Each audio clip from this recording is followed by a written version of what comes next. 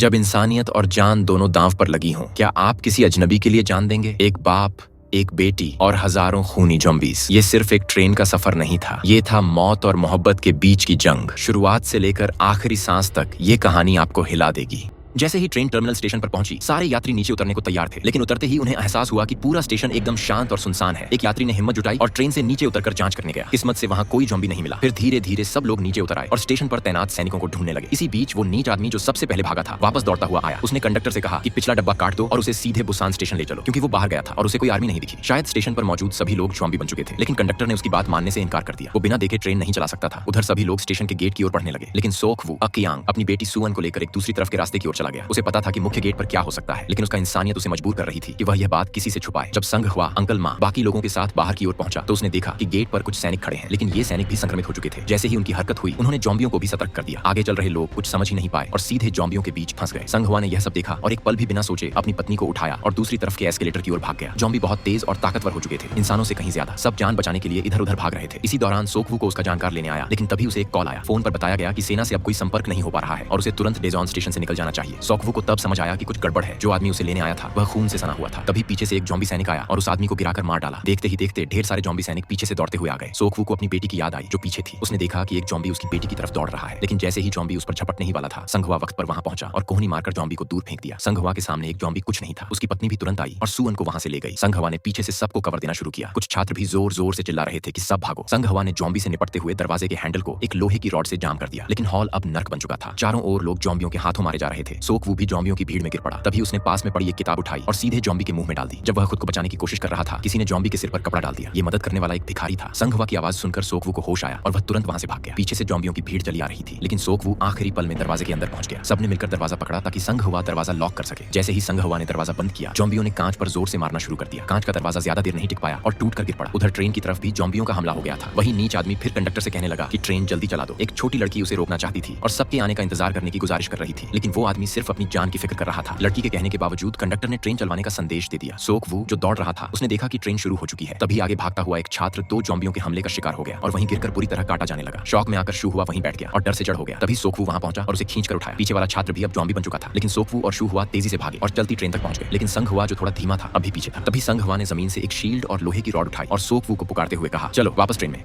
वाकई में संघ हुआ दुनिया का सबसे ताकतवर आदमी है। उसने बिना कोई चालाकी किए रास्ता रोक रहे ज़ॉम्बियों को बड़ी आसानी से हटा दिया। अगर उसकी लंबाई 1.8 मीटर होती तो यकीन मानिए वहां तक को चंद सेकंड में हरा देता। आखिरकार सोकवू की मदद से संघ हुआ ट्रेन में चढ़ने में सफल हो गया, लेकिन इस वक्त तक वहां मौजूद सारे लोग बुरी तरह थक चुके थे। दूसरी तरफ संघ हुआ की पत्नी उसे कॉल करना चाहती थी, लेकिन तभी एक भिखारी ने उसे रोक लिया। दरअसल जिस डिब्बे में वो थे उसका दरवाजा टूट चुका था और सामने बड़ी तादाद में ज़ॉम्बी थे। संघ हुआ की पत्नी ने पीछे मुड़कर देखा तो वहां भी ज़ॉम्बी थे। तभी उसने देखा कि पास में एक टॉयलेट है जो ज्यादा सुरक्षित लग रहा था, तो उसने जल्दी से वहां मौजूद लोगों से कहा कि सब टॉयलेट में छुप जाए। लेकिन तभी एक और ज़ॉम्बी दूसरे डिब्बे से वहां आ गया। शोर सुनकर सारे ज़ॉम्बी वहां जमा हो गए। जियोन डर के मारे चिल्ला पड़ी और जल्दी से संघ हुआ को कॉल किया। फोन पर उन्हें पता चला कि अवई की बेटी भी जियोन के साथ ही है। ये सुनकर उन्होंने तय किया कि डिब्बा नंबर 13 में जाकर उन्हें बचाना होगा, लेकिन उसके लिए उन्हें 3 ज़ॉम्बियों से भरे डिब्बों से होकर जाना था। उन्होंने पहले अपने हाथों पर टेप लपेटी और फिर अपने पास मौजूद हथियार लेकर तैयार हो गए। ताकतवर संघ हुआ सबसे आगे था, जबकि दुबला पतला अवई और शू हुआ पीछे से कवर दे रहे थे। वन पंच मैन जैसे संघ हुआ ने अकेले ही ज़ॉम्बियों की फौज से भिड़ते हुए पहला डिब्बा पार कर लिया, लेकिन दूसरे डिब्बे में शू हुआ के क्लासमेट्स मौजूद थे। शू हुआ थोड़े भावुक हो गया, लेकिन संघ हुआ जो अपनी पत्नी को बचाने के लिए बेचैन था, किसी की परवाह नहीं कर रहा था। उसने सीधा ज़ॉम्बियों पर हमला बोल दिया। इन नौजवान ज़ॉम्बी बन चुके लड़कों को संघ हुआ एक एक कर गिरा रहा था, लेकिन तादाद ज्यादा होने की वजह से अवई और संघ हुआ वहीं फंस गए। अब उन्हें शू हुआ की मदद चाहिए थी, लेकिन वह कुछ करने से हिचकिचा रहा था। तभी ट्रेन एक टनल में घुस गई और अंधेरे में आते ही ज़ॉम्बी शांत हो गए। तीनों ने फौरन इस मौके का फायदा उठाया और उस डिब्बे को पार कर गए। अब उनके पास अनुभव था, तो उन्होंने तय किया कि अगली बार ट्रेन जब फिर टनल में जाएगी तभी आगे बढ़ेंगे। कुछ देर बाद उन्हें फिर मौका मिला और तीनों चुपके से तीसरे डिब्बे में घुस गए। अवई ने चालाकी से अपना मोबाइल पिछले दरवाजे की तरफ फेंका और फिर दूसरे मोबाइल से उसे कॉल किया। ज़ॉम्बियों ने आवाज सुनी और पीछे की तरफ बढ़ गए। तीनों ने फौरन इसका फायदा उठाकर आखिरी डिब्बा भी पार कर लिया। संघ हुआ अपनी पत्नी तक पहुंच गया और अवई को भी अपनी बेटी मिल गई। लेकिन इससे पहले कि वो लोग निकल पाते, ट्रेन टनल से बाहर आ गई तो तीनों को जल्दी से बाथरूम में छिपना पड़ा। ये लोग दूसरों को बचाने आए थे, लेकिन खुद ही बाथरूम में फंस गए। अब जाहिर था कि ये टॉयलेट के लिए नहीं दौड़े थे, लेकिन सब वहीं फंसे हुए थे। बाहर पूरा डिब्बा ज़ॉम्बियों से भरा था और अगर उन्हें जिंदा रहना है तो किसी सुरक्षित डिब्बे तक पहुंचना ही होगा। उन्होंने तय किया कि अगली बार ट्रेन जब फिर टनल में घुसेगी तभी चुपचाप बाहर निकलेंगे। हालांकि अंधेरे में ज़ॉम्बी शांत हो जाते थे, लेकिन इतने सारे ज़ॉम्बियों के बीच से निकलना आसान नहीं था। अवई ने सुझाव दिया कि लगेज रैक से चढ़कर पार करें। ये तरीका रिस्की जरूर था, लेकिन उस वक्त यही एक रास्ता था। सब लोग बहुत सावधानी से चढ़े और एक भी आवाज नहीं की। तभी अवई के रास्ते में एक बैग आ गया और उसे चढ़ने से रोकने लगा। अवई को एक आइडिया आया। उसने वो बैग उठाकर पिछले हिस्से में फेंक दिया। ज़ॉम्बियों ने आवाज सुनी और पीछे की ओर चले गए। अब सामने का रास्ता खाली हो गया और सबने तुरंत भागने का मौका पकड़ लिया। बस एक दरवाजा पार करना था और वो लोग सुरक्षित हो जाते, लेकिन तभी वो भिखारी फिसल कर गिर गया। अच्छी बात ये थी थी कि उसने कोई आवाज नहीं की। अवई तुरंत पीछे पलटा और उसे उठाने गया, लेकिन जैसे ही वो निकलने को थे, ट्रेन टनल से बाहर आ गई। तेज रोशनी में जॉम्बी फिर से उग्र हो गई और चारों तरफ फैलने लगे। अब तो सबकी धड़कनें तेज हो गई थीं। अगर वो जल्दी नहीं भागे तो जॉम्बी उन्हें देख लेते। संग हुआ ने चिल्लाकर कहा, जल्दी दौड़ो। अवई ने भिखारी से कहा, मैं 3 तक गिनूंगा फिर दौड़ना। लेकिन अवई को क्या पता था कि उससे पहले ही भिखारी दौड़ पड़ा। किस्मत से संग हुआ ने समय रहते दरवाजा बंद कर दिया और जॉम्बियों को रोक लिया, लेकिन एक बूढ़े आदमी का सिर दरवाजे में फंस गया, जिसकी वजह से दरवाजा ठीक से लॉक नहीं हो पा रहा था। इसलिए संग हुआ को मजबूरी में लगातार हैंडल को पकड़कर धक्का देना पड़ा। दरवाजे की दूसरी तरफ सुरक्षित डिब्बा था, लेकिन खुदगर्ज कंडक्टर को डर था कि ये लोग संक्रमित हो चुके हैं, इसलिए उसने दरवाजा लॉक कर दिया और अंदर नहीं आने दिया। शू हुआ ने जल्दी से अपने गर्लफ्रेंड को कॉल किया कि वो दरवाजा खोल दे, लेकिन उस वक्त उसकी गर्लफ्रेंड अंदर मौजूद लोगों द्वारा घेर ली गई थी और उन लोगों ने उसका मोबाइल तक तोड़ दिया। इधर संग हुआ की हालत और बिगड़ती जा रही थी, तो अवई जल्दी से एक डंडा लेकर वापस लौटा उसकी मदद करने। संग हुआ के कहने पर शू हुआ ने डंडे से दरवाजा तोड़ने की कोशिश की, लेकिन अंदर बैठे जानवर जैसे लोग अपने शरीर से ही दरवाजा रोकने लगे। जॉम्बी एकदम करीब पहुंच चुके थे। तब जाकर शू हुआ ने अपनी जान की बाजी लगाकर दरवाजा तोड़ा, लेकिन तभी वो घटिया कंडक्टर दौड़ता हुआ आया और अगले दरवाजे को बंद कर दिया। उसके साथ बाकी लोग भी आकर उस दरवाजे को पकड़ने लगे। अब संग हुआ और ज्यादा नहीं झेल पा रहा था। उसने एक हाथ दरवाजे की दूसरी तरफ निकालकर जोर लगाने की कोशिश की, लेकिन अफसोस वही बूढ़ा आदमी जिसने सिर फंसाया था उसने संग हुआ को काट लिया। संग हुआ की बीवी को जब पता चला कि वो संक्रमित हो चुका है तो उसके पैरों के नीचे से जमीन ही खिसक गई। उनके पेट में बच्चा था, अब वो क्या करे। इस बीच कांच के दरवाजे में भी दरारें आनी शुरू हो गई। अगर वो अभी भी नहीं भागे तो सब मारे जाते। संग हुआ ने अवई से कहा कि वो उसकी पत्नी को लेकर जल्दी से भाग जाए। संग हुआ अकेला जॉम्बियों को रोकने के लिए रुक गया। अवई का दिल भरा हुआ था, लेकिन इस वक्त कोई और रास्ता नहीं था। संग हुआ ने अपना शरीर लगाकर जॉम्बियों को रोकना शुरू कर दिया ताकि बीवी और बाकी लोग बच सकें। अवई की मदद से सब लोग मिलकर सुरक्षित डिब्बे में घुसने में कामयाब हो गए, लेकिन एक आंटी अंदर नहीं आई। उसे इन जानवर जैसे लोगों के साथ रहना मंजूर नहीं था। जब संग हुआ की पत्नी को सुरक्षित देख लिया तब संग हुआ बिना किसी पछतावे के जॉम्बियों की भीड़ में समा गया। अवई ने गुस्से में आकर कंडक्टर को जोरदार घूंसा मारा। अगर वो दरवाजा न रोकता तो संग हुआ कभी न मरता, लेकिन वही घटिया लॉ वांग अब भी आग में घी डाल रहा था। उसने झूठ बोल दिया कि अवई संक्रमित है और फिर सारे लोग मिलकर चिल्लाने लगे कि अवई और बाकी लोग ट्रेन से उतर जाएं। हैरानी की बात तो ये थी कि ये लोग जो सामने खड़े थे वो खून के प्यासे जॉम्बियों से भी 1000 गुना ज्यादा डरावने निकले। आखिरकार अवई को अपनी पत्नी और सुअन को लेकर अगले डिब्बे में जाना पड़ा, लेकिन इन जानवरों ने तो वहां भी दरवाजा कपड़ों से बांध दिया ताकि अवई अंदर ना आ सके। उन्हें ये नहीं पता था कि जिस आंटी को उन्होंने बाहर छोड़ा था उसकी बहन इसी डिब्बे में थी। उसने इस गिरे हुए झुंड से पूरी तरह से निराश होकर जॉम्बियों को खुद अंदर आने दिया। जैसे ही दरवाजा खुला डिब्बे में चीखों की आवाजें गूंजने लगी। अंत में सिर्फ कंडक्टर और एक क्रू मेंबर बाथरूम में छिपे बच पाए। उसी समय ट्रेन अचानक रुक गई। ड्राइवर ने सबको कहा कि ट्रेन से उतरकर पास वाले ट्रैक पर इंतजार करें, वह दूसरी ट्रेन लेकर उन्हें लेने आएगा। अवई ने जल्दी से सबको उस ट्रैक की तरफ ले जाना शुरू कर दिया, लेकिन इधर बाथरूम में छिपे कंडक्टर ने जान बचाने के लिए उस क्रू मेंबर को जॉम्बियों की तरफ धक्का दे दिया। तभी एक चलती हुई ट्रेन तेज रफ्तार में आ गई। अवई और उसके साथी जॉम्बियों से भरे डिब्बे के नीचे फंस गए, जबकि शू हुआ और उसकी गर्लफ्रेंड 2 ट्रेनों के बीच में फंस गए। अब उनके पास भागने का एक ही रास्ता था, डिब्बों के अंदर से होकर निकलना। दुर्भाग्य से वो अंदर लॉ वांग से टकरा गए, जो अपनी जान बचाने के लिए भाग रहा था। अपनी जान बचाने के लिए इस खुदगर्ज आदमी ने शू हुआ की गर्लफ्रेंड को जॉम्बियों की तरफ फेंक दिया। आखिर में वो लड़की भी संक्रमित हो गई और जॉम्बी बन गई। शू हुआ उसे छोड़कर नहीं भागना चाहता था, इसलिए उसने खुदकुशी कर ली। उधर लॉ वांग जो भाग रहा था वो भी जॉम्बियों से नहीं बच सका। उसका पैर मुड़ गया और वो गिर पड़ा। एक भला ड्राइवर उसे बचाने दौड़ा, लेकिन वही घटिया लॉ वांग अब भी अपनी हरकतों से बाज नहीं आया। उसने ड्राइवर को धक्का दे दिया और जॉम्बियों की ओर फेंक दिया। आखिरकार लॉ वांग ट्रेन में चढ़कर बच निकला। उधर अवई अभी भी डिब्बे के नीचे फंसा हुआ था। जब उसे लगा कि डिब्बा अब गिरने ही वाला है उसने सबको नीचे के गैप से बाहर निकालना शुरू किया, लेकिन तभी कांच टूट गया और ढेर सारे जॉम्बी नीचे कूद पड़े। अवई को बचाने के लिए वो बहादुर भिखारी जॉम्बियों के सामने खड़ा हो गया और खुद को कुर्बान कर दिया। भिखारी की कुर्बानी से अवई, उसकी बेटी और जियोन वहां से निकल सके। अब चारों तरफ हजारों जॉम्बी थे और बचने के लिए उन तीनों को बस भागते रहना था। आखिरकार वो ट्रेन से सुरक्षित बाहर निकल गए, लेकिन किसी को उम्मीद नहीं थी कि कुछ जॉम्बी तो ट्रेन से भी तेज दौड़ सकते हैं। वो ट्रेन से चिपक गए और धीरे धीरे पीछे लटकती हुई जॉम्बियों की लंबी लाइन बन गई। जैसे जैसे उनकी तादाद बढ़ती गई ट्रेन का स्पीड कम होने लगा और धीमे जॉम्बी भी पास आने लगे। अगर ये ऐसे ही चलता रहता तो ट्रेन ही पलट जाती, इसलिए अवई तुरंत एस्केलेटर पर चढ़ गया और जॉम्बियों को एक एक कर लात मारने लगा। लेकिन तभी एक बंदर जैसे जॉम्बी ने उड़कर अवई पर हमला कर दिया। शुक्र है सोकवू समय रहते जमीन पर झुक गया और जॉम्बी के हमले से बच गया, लेकिन उसने एक पल की भी राहत नहीं ली और तुरंत फिर से जॉम्बियों को लात मारना शुरू कर दिया। जब तक उसने 9981 बार लात नहीं मारी तब तक वो जॉम्बियों से पूरी तरह नहीं बच सका। जैसे जैसे जॉम्बी दूर होते गए बाकी लोगों ने भी पहली बार चैन की सांस ली, लेकिन सिर्फ ट्रेन पर चढ़ जाना इसका मतलब ये नहीं कि वो अब पूरी तरह से सुरक्षित थे। सोकवू को जल्द ही एहसास हुआ कि ट्रेन के सामने वाले हिस्से में लॉ वांग पहले से मौजूद था और अब उसका शरीर म्यूटेशन की हालत में था। असल में भागते समय लॉ वांग को भी जॉम्बियों ने काट लिया था। ये वही खुदगर्ज लॉ वांग था जिसने अपनी जान बचाने के लिए औरों को जिंदा जॉम्बियों के आगे फेंक दिया था। अब जब वो खुद जॉम्बी बनने वाला था तो वो बाकी लोगों को भी अपने साथ खींचना चाहता था। सोकवू को जब ये सब समझ आया तो उसने बिना कोई हिचक, बिना हथियार के ही लॉ वांग का सामना किया, सिर्फ अपनी बेटी और जियोन को बचाने के लिए। लेकिन लॉ वांग अब एक जॉम्बी में बदल चुका था और उसकी ताकत बहुत ज्यादा थी। उसने कई बार सोकवू को ट्रेन से बाहर धकेलने की कोशिश की। सोकवू ने हालात का फायदा उठाया और लॉ वांग का सिर पकड़कर उसे ट्रेन की रेलिंग से दे मारा। लॉ वांग को समझ आ गया कि सोकवू आसानी से हार मानने वाला नहीं है, तो उसने सीधा सोकवू की बेटी की तरफ हमला करने की कोशिश की। अपनी बेटी को बचाने के लिए सोकवू ने लॉ वांग की टांगें कसकर पकड़ ली, लेकिन इसी दौरान लॉ वांग को पलटवार करने का मौका मिल गया। उसने सोकवू को जमीन पर गिरा दिया और अब सोकवू बिल्कुल लाचार हो गया था। सोकवू की हालत देखकर जियोंग दौड़ती हुई उसकी मदद को आई, लेकिन लॉ वांग ने तुरंत पलटकर जियोंग की ओर झपट्टा मारा। सोकवू ने अपने दोस्त से वादा किया था कि वो जियोंग की रक्षा करेगा, इसलिए उसने बिना कुछ सोचे लॉ वांग पर हमला कर दिया। अफसोस इसी दौरान लॉ वांग ने सोकवू का हाथ काट लिया। जब बेटी ने अपने पिता को संक्रमित होते देखा तो वो दिल दहला देने वाली चीख मारकर रो पड़ी। सोकवू ने खुद को एक लोहे की चैन से ट्रेन से बांध लिया और फिर लॉ वांग को अपनी बाहों में लेकर ट्रेन से कूद पड़ा। खुशकिस्मती से लोहे की चैन की वजह से सोकवू नीचे नहीं गिरा और बच गया, लेकिन उसके हाथ पर बने दांतों के निशान उसे सब कुछ समझा चुके थे। अब उसके पास ज्यादा समय नहीं था। वायरस धीरे धीरे उसके शरीर में फैल रहा था और वो जानता था कि अब उसे अपना आखिरी काम करना है। वो जियोंग को ट्रेन के केबिन में ले गया और उसे ट्रेन कंट्रोल करने का तरीका समझाया। बस एक्सेलरेटर और ब्रेक याद रखना था। इसके बाद वो अपनी बेटी के पास गया और उसे कहा कि अब मम्मी की बात सुननी है, क्योंकि पापा को जरूरी काम से थोड़ा बाहर जाना होगा। लेकिन बेटी समझ चुकी थी कि पापा अब कभी वापस नहीं आएंगे। आखिरकार सोकवू अकेले ट्रेन के पिछले हिस्से में चला गया। जैसे ही उसकी बेटी की रुलाई पीछे से आई वो खुद भी अपने आंसू नहीं रोक सका। जैसे जैसे वायरस उसकी नसों तक पहुंचा उसके जहन से अपनी बेटी की यादें भी धुंधली होने लगी। उसने आखिरी बार अपनी बेटी की वो मीठी यादें पकड़कर रखने की कोशिश की जब तक कि उसके होश पूरी तरह वायरस की गिरफ्त में नहीं चले गए, और फिर उसने हमेशा के लिए इस दुनिया को अलविदा कह दिया बिना किसी अफसोस के। सोकवू की इस कुर्बानी ने उसकी बेटी और जियोंग को जिंदा रहने का मौका दिया। उसने अपनी जान देकर ये दिखा दिया कि एक बाप का प्यार कितना बड़ा होता है। सोकवू चला गया, लेकिन अपनी बेटी के लिए जो उसने किया वो हर बाप के के प्यार की सबसे खूबसूरत मिसाल बन गया। उसकी कुर्बानी ने 2 जिंदगियां बचाईं और एक ऐसा सबक छोड़ गया जिसे कभी भुलाया नहीं जा सकता। इस दुनिया में शायद ही कोई ताकत हो जो एक पिता के दिल से ज्यादा मजबूत हो। अगर आपको ये कहानी दिल को छू गई हो तो चैनल को सब्सक्राइब जरूर करें। ऐसी ही कहानियां हम आपके लिए रोज लाते हैं जो दिल को झकझोरती हैं और सोचने पर मजबूर कर देती हैं। मिलते हैं अगली कहानी में एक नए सफर के साथ।